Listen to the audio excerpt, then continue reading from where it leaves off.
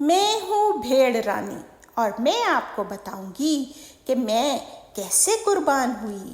ایک دن ہم سب دوست آسمان میں کھیل رہے تھے کہ ایک فرشتے نے آواز دی کہ کیا آپ زمین میں ہر سال قربان ہونا پسند کریں گے؟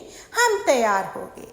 تو یہ کہانی شروع ہوتی ہے ایک چھوٹے بچے اسماعیل سے۔ اسماعیل اپنے والد ابراہیم کے بہت فرما بردار تھے اور اللہ سے بھی بہت محبت کرتے تھے۔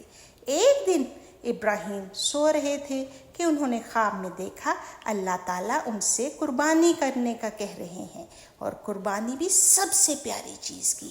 ابراہیم بہت پریشان ہوئے، سارا دن سوچتے رہے کیا قربان کروں۔ دوسرے دن پھر یہی خواب آئی اور تیسرے دن پھر یہی خواب۔ 3 راتیں مسلسل ایک یہی خواب آتا رہا کہ اللہ تعالیٰ اپنی سب سے پیاری چیز کی قربانی کا کہہ رہے ہیں۔ ان کے بیٹے اسماعیل نے اپنے بابا سے کہا آپ پریشان کیوں ہیں؟ تو ابراہیم نے بتایا اس طرح اللہ تعالیٰ قربانی کرنے کا کہہ رہے ہیں اور مجھے تو آپ ہی پیارے لگتے ہو۔ تو اسماعیل نے کہا کہ بابا آپ مجھے اللہ پر قربان کر دیجئے، اور اس کے بابا یعنی اسماعیل کے بابا ابراہیم اسماعیل کو ساتھ لے کر دور چلے گئے ریگستان میں کہ میں اپنے بیٹے کو اللہ کے نام پر قربان کر دوں۔